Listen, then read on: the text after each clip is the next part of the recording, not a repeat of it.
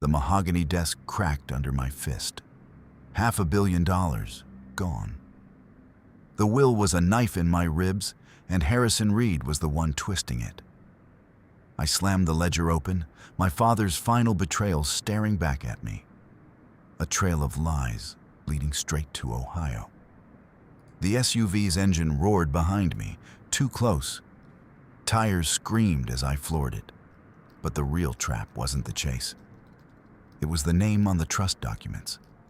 The firm that had been my family's for decades. And now it was coming for me. The mahogany door clicked shut, sealing out the hum of midtown traffic. Julian Sterling gripped the edge of the glass desk, his knuckles whitening against the polished surface. Across the expanse, Harrison Reed adjusted his silk tie, the scent of expensive sandalwood and stale espresso clinging to his tailored suit. Julian tossed the thick folder onto the blotter. The heavy paper slapped the leather with a dull thud. The second son clause, Harrison. Page 42. Explain it, Julian demanded. His voice was a staccato burst, timed to the rhythmic, impatient clicking of his Patek Philippe watch. Harrison didn't flinch. He reached for a crystal decanter, the amber liquid swirling as he poured a single finger of scotch.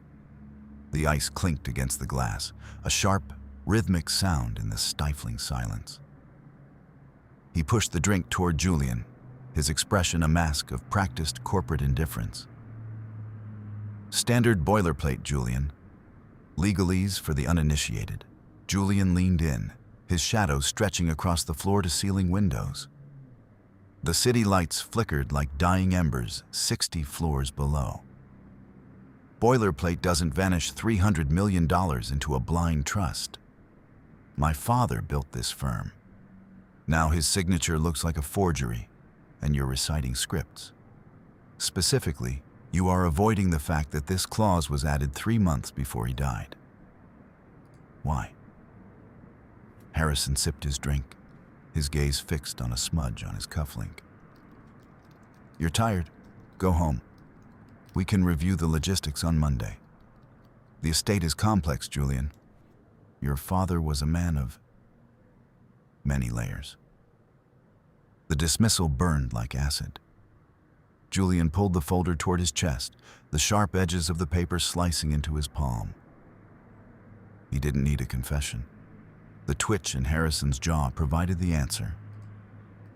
The firm wasn't protecting the estate. They were dismantling it. Julian turned, his shoes squeaking on the marble floor as he strode toward the exit, leaving the smell of scotch and betrayal behind.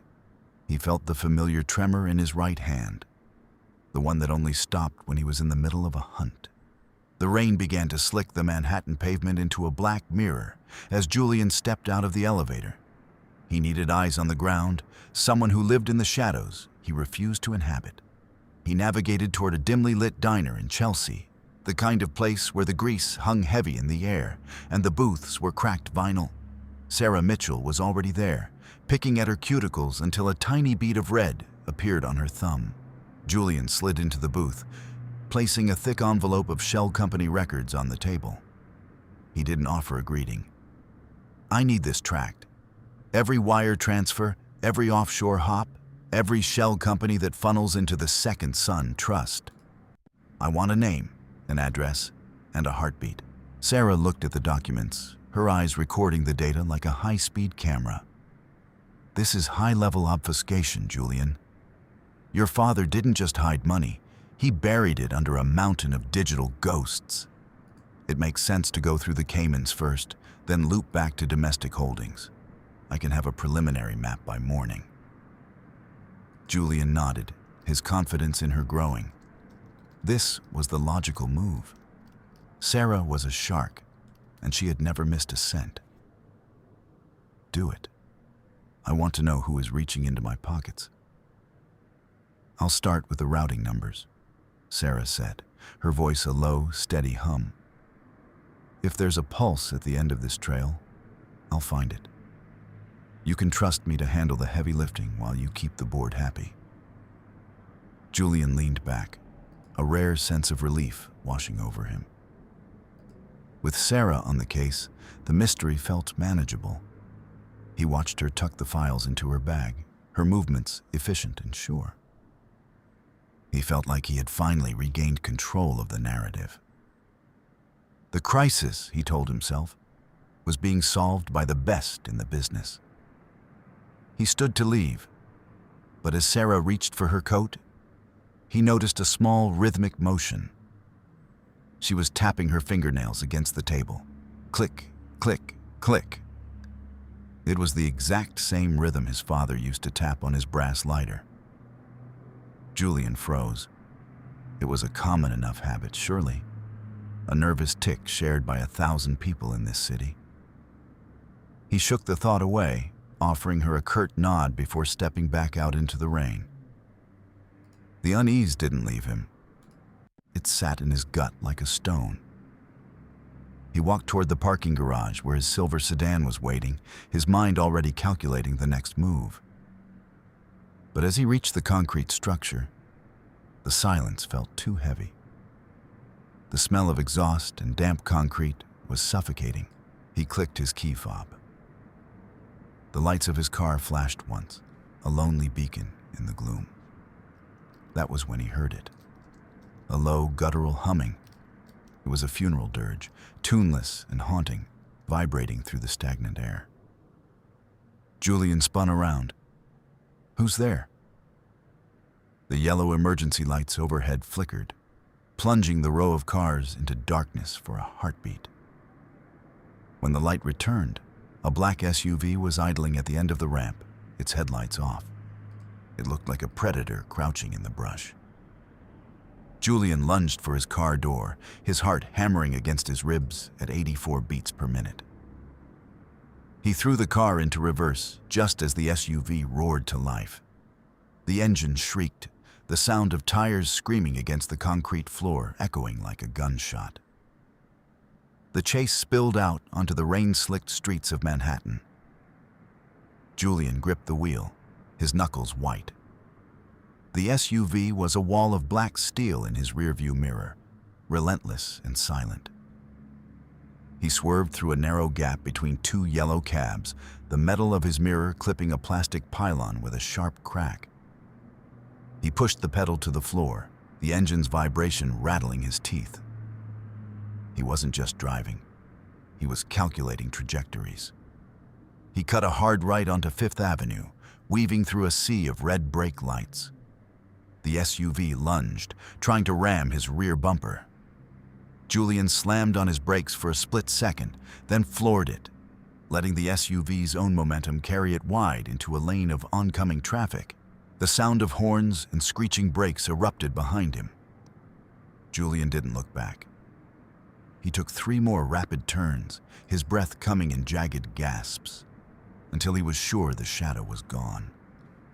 He pulled into a side street, his hands shaking so violently he had to grip his knees to make them stop. They weren't just trying to rob him. They were trying to erase him. Julian didn't go back to his penthouse. Instead, he drove to his father's old brownstone in Gramercy Park, a place that smelled of old paper and ozone. He let himself in, the floorboards groaning under his weight. He went straight to the library, to the mahogany paneling behind the portrait of Arthur Sterling. He pressed a hidden catch. A small door swung open, revealing a heavy steel safe. Julian entered the code. His own birth date, the only set of numbers his father never changed. Inside lay a single, leather-bound ledger. It wasn't a digital file. It was physical, ink on paper, the kind of evidence that couldn't be deleted with a keystroke. His phone buzzed. A message from Sarah. "I have the link. It's not a rival bank. It's Reed and Associates. Harrison is the one signing the checks." Julian stared at the screen, the blue light reflecting in his eyes. The betrayal was absolute. His father's most trusted advisor was the architect of his ruin. He opened the ledger, his fingers trembling as he turned the pages. There, in his father's cramped, aggressive handwriting were entries for the Ohio Project. Dates, dollar amounts, and a name. Caleb Foster. The realization hit him like a physical blow to the stomach. The second son wasn't a legal fiction or a corporate shell. He was a person, a variable Julian hadn't accounted for. Monday morning arrived with the cold precision of a guillotine. Julian stood in the Sterling Global boardroom. The temperature kept at exactly 62 degrees to ensure no one stayed comfortable for too long. The massive mahogany table was a desert of polished wood, and the board members stood like statues, their shadows long and distorted on the marble floor. Robert Thompson, a man whose smile never reached his cold gray eyes, cleared his throat. Julian, the volatility of the stock has reached a breaking point. This inheritance dispute is no longer a private matter. It is a liability. I am handling it, Robert, Julian said, his voice a flat line. The trust is a temporary deviation. I will have it neutralized within 48 hours. 48 hours, Thompson repeated, counting the ceiling tiles as he spoke. If the matter isn't resolved by Wednesday morning, the board will move for a vote of no confidence. You will be removed as CEO. The Sterling name will stay on the building, but you will no longer be allowed inside it. Julian felt the walls closing in. He left the room without another word, his mind racing. He had to act. He had to cut off the oxygen to this fire. Back in his office, he sat at his terminal. He was the CEO. He had the master keys. He began to type, his fingers flying across the keys. He would freeze the trust assets. He would lock the accounts until the second son was forced to come to the table. It was a logical, aggressive move. It would show the board he was in control. He hit the final key, execute. A green bar filled the screen. Assets frozen. Julian let out a breath he hadn't realized he was holding. He leaned back, a smirk playing on his lips. He had won. He had stopped the bleeding. Then, the screen flickered. A red box appeared in the center of the display. Security breach. Unauthorized access detected. Julian frowned. What is this? A high-pitched whine began to emit from the speakers, a sound like a distant siren. The screen began to scroll through lines of gibberish. Alert sent to beneficiary. Geolocation broadcasting. Julian lunged for the power cord, ripping it from the wall. The screen died, but the damage was done. By trying to lock the door, he had tripped a silent alarm. He hadn't frozen the money. He had announced his presence to the very person he was trying to hide from. The second son now knew exactly where Julian was and exactly what he was trying to do. He stumbled back from the desk, his heart racing. The air in the office suddenly smelled of scorched dust. He was no longer the hunter. He was the target. He fled to his penthouse, seeking the sanctuary of his own walls. But when he reached the door, he stopped. The heavy oak door was standing wide open, the latch broken. Julian stepped inside, his hand reaching for the heavy brass letter opener on the foyer table. Claire? Silence. The penthouse was perfectly, disturbingly untouched. The velvet sofas were pristine, the designer art hung straight on the walls. But the smell was wrong. Instead of the usual scent of expensive lilies, the air was thick with the smell of lavender soap. The specific soap Claire used when she was anxious. He checked the bedroom. Empty. The closet was open, her suitcases gone. He tried her phone again. The number you have dialed is no longer in service. She hadn't been taken. She had left. The realization was a dull ache in his chest. She had seen the monster he was becoming, the way he was obsessing over a dead man's secrets. And she had chosen to vanish before the collapse. Julian sat on the edge of the bed, the silence of the penthouse pressing against his ears like deep water. He was losing everything: his company, his fiancée, his sanity. And it was all because of a brother he had never met. He stood up, his jaw set. He wouldn't wait for them to come for him. He went back to the ledger. There was an address in the back, scribbled in pencil. A small town in Ohio. But before he could leave, he needed more. He needed the records from the deep storage archives in the basement of the Sterling building. The files that were too sensitive for digital servers. The archive room was a labyrinth of floor-to-ceiling filing cabinets, the air dry and suffocating with the scent of old paper. Julian moved through the narrow aisles, his flashlight cutting a path through the gloom. He found the drawer labeled Sterling, Private, 1985 to 1995. He pulled it open, the metal screeching in the silence. A shadow moved at the end of the aisle. Julian spun around, but he was too late. A heavy lead pipe swung through the air, catching him in the shoulder. The pain was an explosion of white light. He fell against a cabinet, the metal booming like a drum. A man stepped into the light.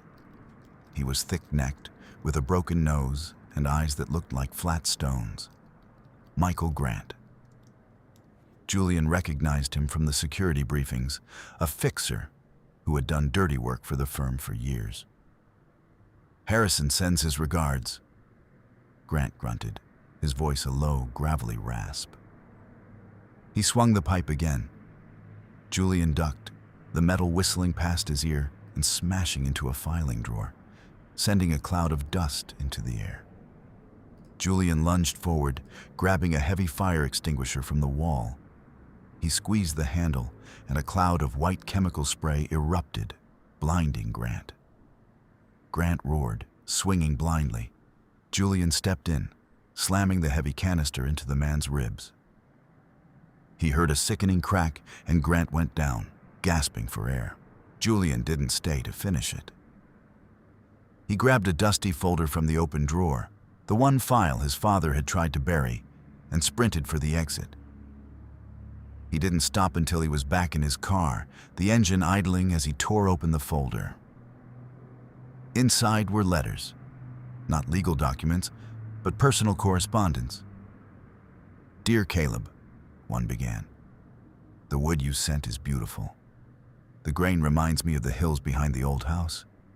I'll be there on the 14th. Don't tell your mother I'm bringing the books." Julian read through them, his eyes burning. There were dozens of them.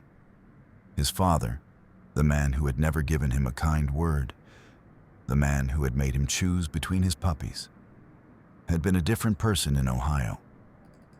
He had been a father. He had visited this Caleb Foster regularly. He had shared holidays with him while Julian was rotting in elite boarding schools in Switzerland. The second son wasn't a mistake. He was the favorite. Julian let the letters fall to the floorboards. The betrayal was no longer corporate. It was visceral. It was a knife in the heart of every memory he had of his father. He wasn't fighting for an inheritance. He was fighting for the right to exist in a world that had never really wanted him. The drive to Ohio took 8 hours. Julian watched the skyline of New York disappear in the rearview mirror, replaced by the flat, indifferent horizon of the Midwest. The wind through the dry corn stalks sounded like 1,000 people whispering, a papery rustle that made his skin crawl. He found the house in a modest suburb of Cleveland. It was a small, white-sided box with a porch swing and a neatly trimmed lawn. It was the kind of place Julian had only seen in movies. He stepped onto the porch, his tailored suit feeling like a costume in this world of denim and flannel. He pounded on the door. A man opened it. He was younger than Julian, with calloused hands and the same sharp, predatory eyes that Julian saw in the mirror every morning. Caleb Foster. Caleb Foster? Julian asked, his voice tight. Caleb looked at him, then at the legal papers in Julian's hand. He didn't say a word. He simply turned and slammed the door.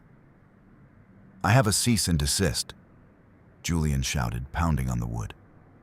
"You think you can just step in and take what's mine? You're a fraud. You're a mistake." There was no answer. Only the rhythmic thud of a dripping faucet somewhere inside the house. Julian spent the night in a cheap motel, the smell of frying bacon from the nearby diner making him nauseous. He couldn't sleep.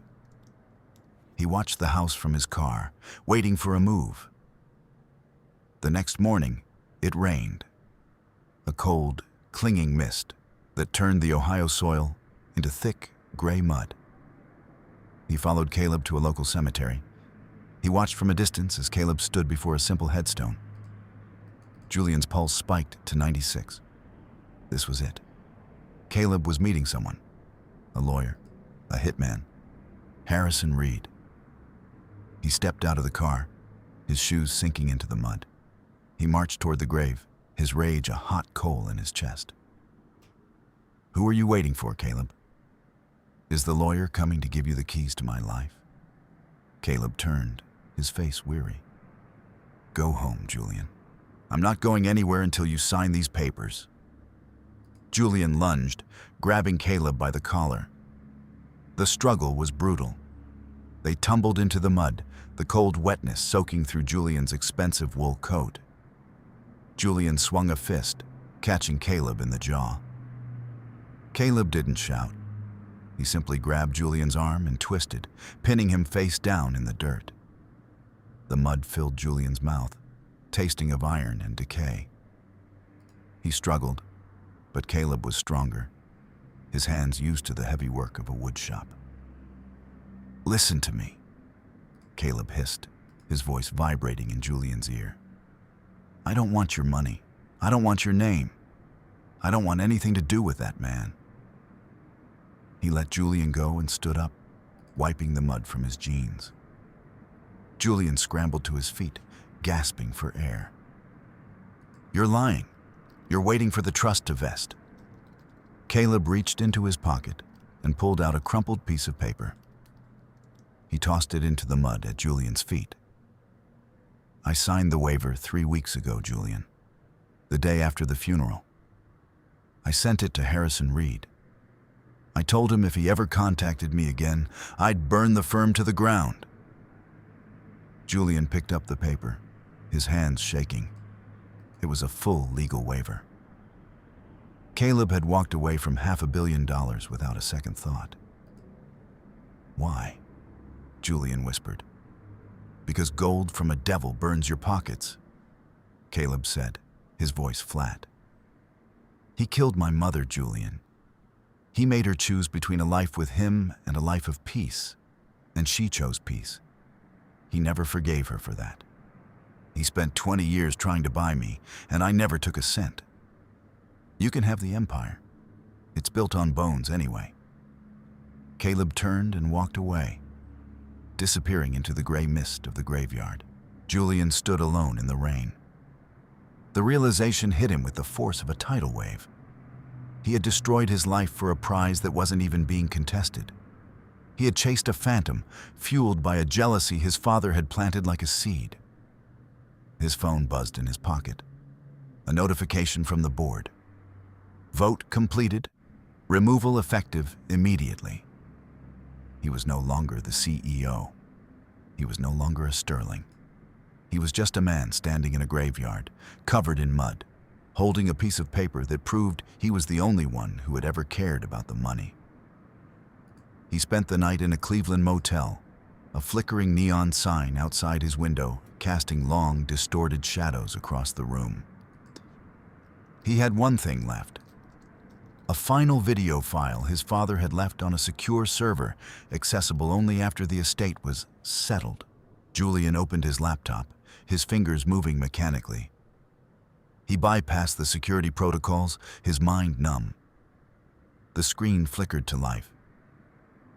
Arthur Sterling sat in his mahogany chair, a heavy brass lighter in his hand. Clack, clack, clack. So, Julian, the dead man's voice rasped, sounding like gravel over silk. If you're watching this, it means you've found Caleb. It means you've spent the last few weeks tearing your world apart to find the threat to your throne. Arthur leaned forward, a cruel smile touching his lips. There was no second son clause, boy. Not really. I knew Harrison would leak it. I knew you would react exactly the way I trained you to. With paranoia, with aggression, with a need to crush anything you didn't control. The old man chuckled, a dry, hacking sound. I wanted to see if you were a knife or just a piece of meat. And you proved it. You destroyed your fiancé, your reputation, and your career because you couldn't stand the idea of sharing a shadow. You didn't fail because of Caleb, Julian. You failed because you are exactly like me. The screen went black. Julian sat in the silence of the motel room. The trap hadn't been the money. The trap had been his own nature. His father hadn't left him a fortune. He had left him a mirror. Julian returned to New York a week later. The city felt different. Smaller, less aggressive. He met Caleb one last time at a roadside diner on the way out of Ohio. They sat in a yellow booth, the smell of frying bacon heavy in the air. Julian didn't bring legal papers. He didn't bring a bribe. "I'm sorry," Julian said. The words felt heavy, foreign in his mouth. For the graveyard. For everything. Caleb looked at him, his expression unreadable. "What are you going to do now?" "I'm going to keep your secret," Julian said. "The board is looking for a scandal. They're looking for you so they can sue you for the missing funds. I've already filed a report stating the trust was a clerical error. The money's gone, Caleb. It's buried in the shell companies. You can stay here. You can stay quiet." Caleb nodded slowly. "Why help me?" "Because," Julian said, looking at his own hands, which were finely still. It's the only thing he wouldn't have done. He left the diner and drove back to Manhattan. He went to the Sterling Global building one last time, using his temporary clearance to enter his father's old office. The mahogany desk was gone, replaced by a modern glass slab. The portrait of Arthur Sterling had been moved to the hallway. Julian sat in the empty room, the silence of the executive floor emphasizing his isolation. He had his millions, enough to live 1,000 lives. But the name on the door no longer felt like armor. It felt like a shroud. He looked out at the skyline, the lights of the city flickering like dying embers. He was finally free from his father's shadow. But as he sat there, he realized the cost of that freedom. He was a ghost in his own empire, a man who had won the war only to find there was no one left to share the peace. He reached into his pocket and pulled out his Patek Philippe watch. He looked at the face, the second hand ticking with mathematical certainty. Then, with a slow, deliberate motion, he unbuckled the strap and laid the watch on the empty desk. He walked out of the office, his shoes no longer squeaking on the marble. He didn't look back. The humming of the city rose to meet him, a chaotic, beautiful roar that didn't care about legacies or bloodlines. For the first time in 38 years, Julian Sterling wasn't counting his pulse. He was just breathing.